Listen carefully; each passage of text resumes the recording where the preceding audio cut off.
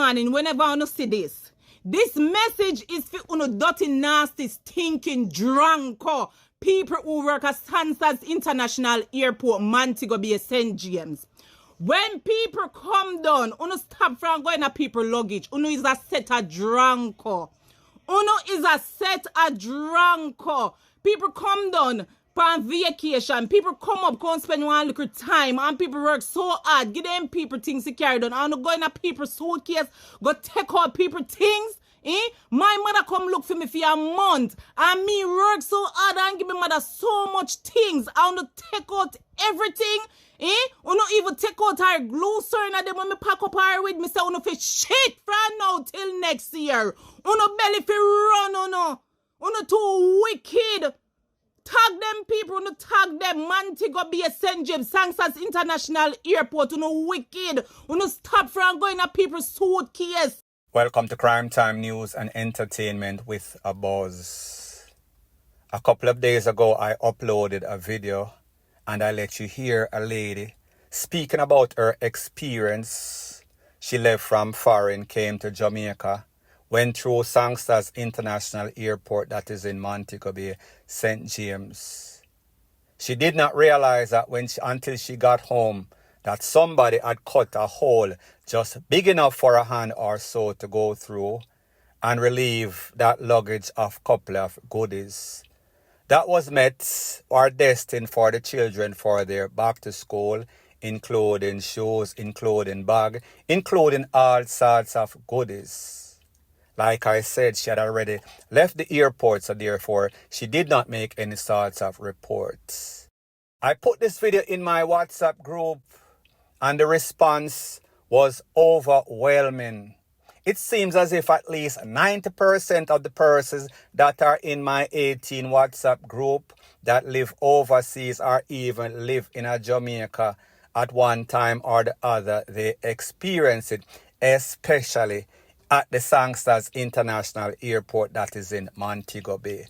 So what this tells us is that this is not an isolated incident. And people, like I said when I did that video, whenever you are traveling to or from Jamaica or back and forth from Jamaica to foreign, vice versa, I would suggest that you get one of those hard luggage, none of those cloth luggage in which people can cut, and be sure that you have on some sorts of sturdy locking device.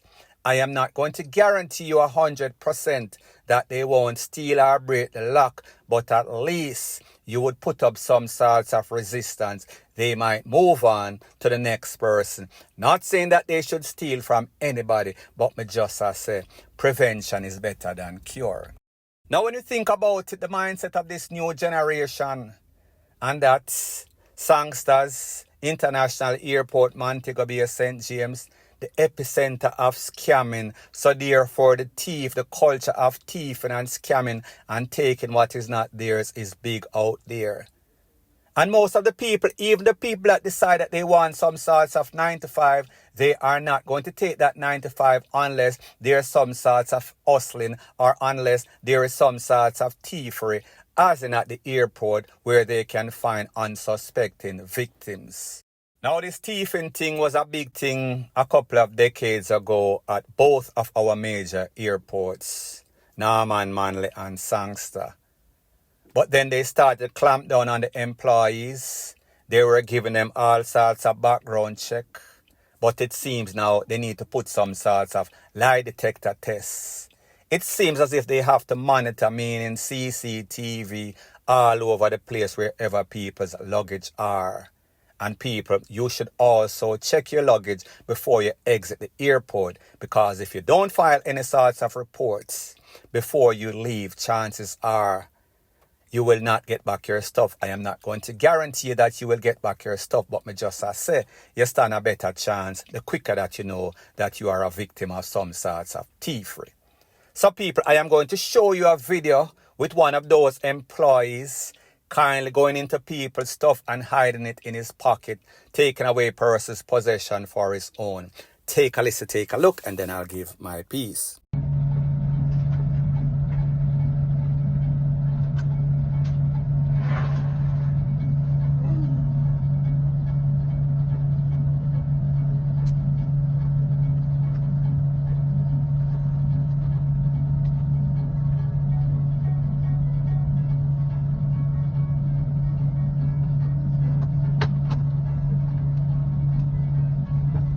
So people, like the saying goes, the proof is in the pudding, and this is video evidence of an airport.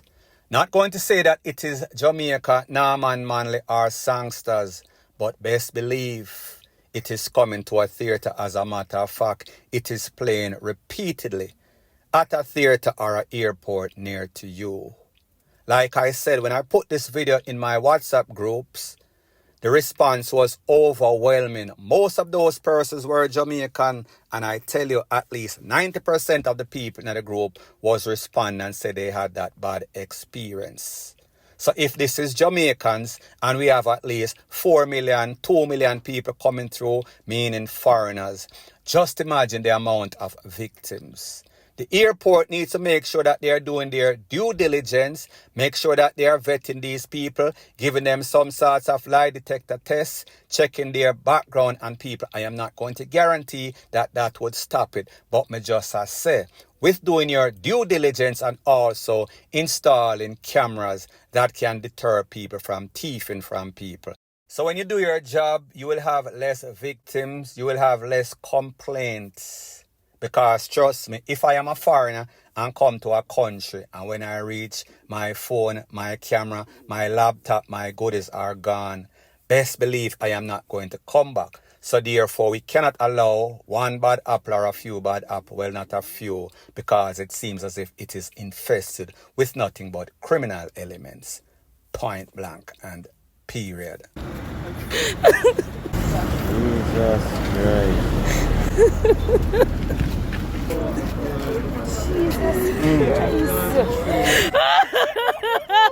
So the next thing that is popping in the news, it is called speed like lightning, clash or crash like thunder. But it seems as if these knuckleheads on the streets of Jamaica are not learning their lesson. The audio that you just heard is from an accident that took place in a place called Runaway Bay, that is in St. Anne, where it is said that two individuals, one in a white Mark X, the next one in a black Crown, they were driving easterly at an amazing speed, breakneck speed, blaze up in a flame speed. It is said that the driver of the white Mark X that was behind the black Mark X got out of control, hit the black Mark X. It then swerved to the left, lick up in some sorts of wall, immovable object. The person that was driving was seriously injured. He was trapped in that vehicle, I guess his leg. The car concaved on his leg, held him in, he was screaming. The car burst into flames. He was burnt to death. While the rest of the occupants in the black Crown saw everything that was going on, that was one of the ladies that was crying right there because they could not help him because the car was engulfed in flames. Now when I got this video, the person that sent me the video that happens to be a POPO officer that happened to be on the scene of that accident. I said to him, what is the circumstances that led to it? Well, obviously speeding, because people, for you to crash and then your car just explode into a ball of flame. It told you the speed, it told you the impact of what that vehicle hit something, and then everything just exploded. Now when I heard that it was a Mark X white and a Crown black, I said to my source, so tell me something. What is the story behind the individual that lost his life? The Mark X, the white one. Him say, well, he is known on the street as some sort of chopper. The next person, more than likely, if you see a Mark X and a Crown, the possibilities are chopper and chopper ablaze. Like I always say, people, whenever you are reckless in one aspect of your life, meaning the way that you make money, you're always going to be reckless in the next aspect of your life, in which how you drive on the street. No sort of respect, no regard for law or anything, so therefore anything can happen, and such is the case. At the end of the day, Condolences to the family. But the people that were in these two vehicles that were encouraging this youth or the next youth for speed and race on the highway, endangering the lives of other person. I am not going to throw any sorts of sympathy party. Like me say, me sorry for the family. But as soon as we can get a couple of these individuals off the road, take out themselves friendly FIRER clash, I have no sorts of problem, especially when they are choppers. So it seems as if karma, it came and it took him out.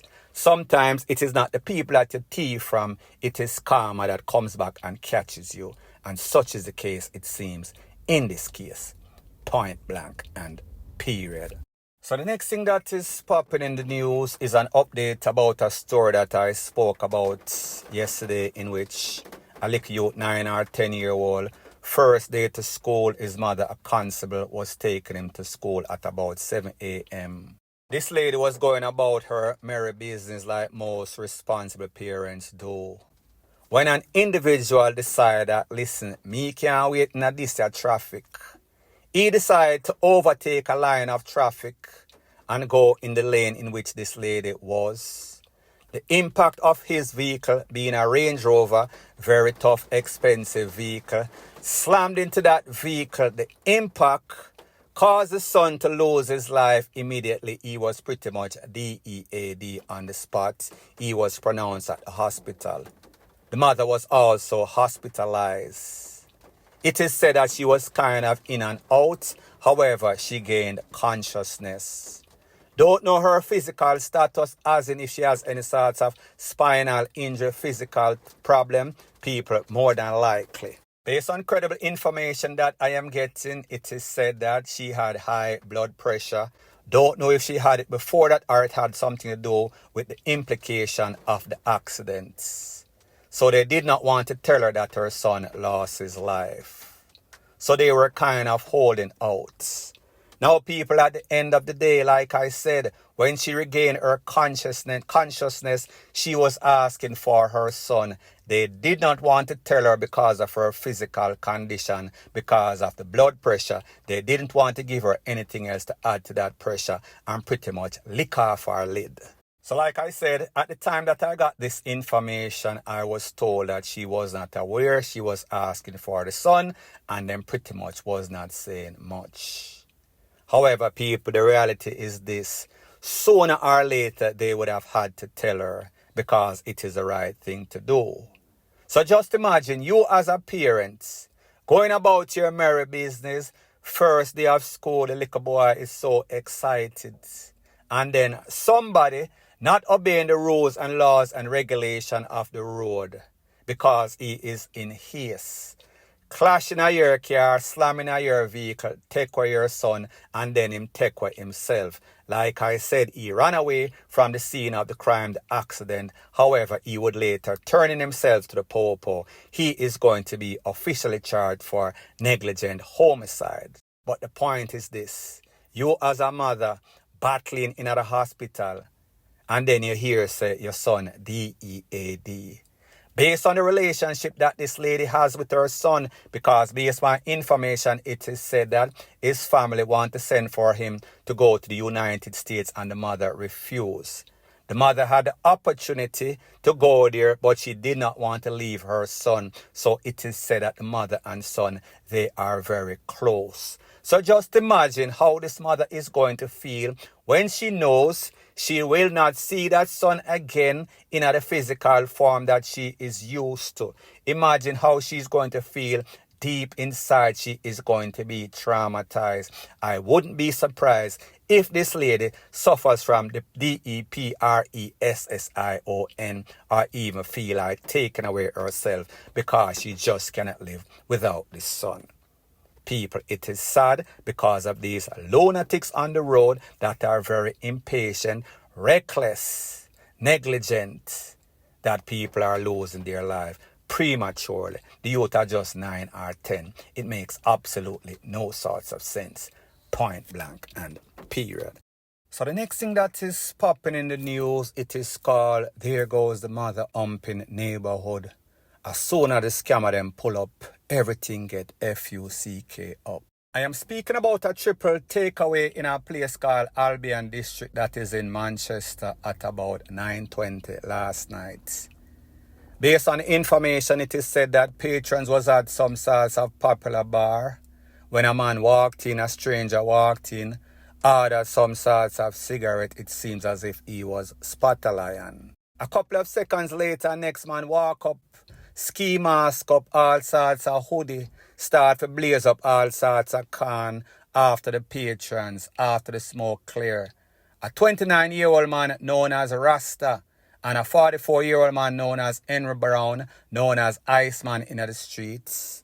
Both were pronounced. The next man was injured and treated. He is presently in the hospital. Now, after the incidents, the councillor for the area and the Popo, they are asking residents, anybody with any sorts of information, please to contact us. Based on the accounts of patrons that were there, they know that this is no sorts of robbery. They've seen the changes in the place since the scammer them start to infiltrate the place. Them know that this is gang affiliated. They know that more than likely this is gang related. Some sorts of hit for something that went wrong, the proceeds of the scammery. Point blank and period. So the next thing that is popping in the news, there is something fishy right here. There is definitely foul play involved in the loss of life of 65-year-old Patricia Watson. She is from Cow Valley district that is in St. Catherine in the Linstead area. It is said that at about 9:45, persons went by her house to buy some sorts of chicken. She is some sorts of poultry farmer. She farms fowl or she raises fowl. When they saw her, she was laying in a pool of her own blood. The throat was slashed. People, this lady is 65-year-old. The people them notice a whole heap of the fowl them gone. So therefore, it seems as if this was some sort of robbery. And after they robbed her, more than likely, somebody that she knows, they then decide that they were going to take her out in a very brutal way. Very sad, point blank and period. So the next thing that is popping in the news is an update about a viral video that was making its round on social media where a vendor at the Charles Gibson Market that is in Montego Bay was seen taking a number one. She then removed that bottle or that container from under her and then throw it in her next bottle and then walk and throw away that bottle. It is said that the management of the markets, along with municipal corporation health departments, they held a meeting in which this lady was present, and they've come to the decision that she will no longer be allowed to trade in that market. It is said that that lady used to sell all sorts of ground provision, fruits, vegetables, pear, ackee, anything she sells it. Based on what the management of the company is saying or the market is saying, the facilities, it has bathroom, it has place where you can wash your hand, it is readily available for the vendors and also the customers. But some people decide that they do not want to take that long, hectic walk and wash their hands after they have finished. So therefore, they just do it right there on the spot. Just like that lady down a crab circle. What's your name again? Let me know in the comment section. Based on what the management of the market is saying, these people have to go through a long, stringent process. They have to get some sorts of verification from the health department. They have to have a license. They have to have some sorts of food handlers permits before they are allowed. It is not like they don't go through the process, or some of them, I am not going to say most of them. It is just that a lot of these persons are nasty. So because of this, they've decided that they are no longer going to allow this lady to sell any sorts of good in that market. That is the right decision. She's an elderly lady and it is sad to cut off somebody's source of income. However, we always have to take into consideration the health and well-being of John public. And not to make any sorts of excuses for this vendor or any other vendor, I have noticed that a lot of these markets, a lot of these craft markets, a lot of these food markets, Whenever you go to the bathroom, you have to pay some money just to enter, just to take a leak, a number 1 or a number 2. That might discourage people, especially if they are struggling. Some just say, the management of these markets might want to look into that, because sometimes, like me say, if you are discouraging people by having them have to pay for those services, which should have been free, it might be some sort of deterrent. Point blank and period. So anyways, people, thanks once again for checking out my video. If you appreciate videos like these, please show your appreciation by liking, commenting, sharing and subscribing to my channel. That is how YouTube promotes videos like these to like-minded, sensible persons like yourself. And last but not least, please subscribe to my next channel. It is called Jamaica Dancehall Source. I'll be pinning the link to that channel in the description of this video. Bless up.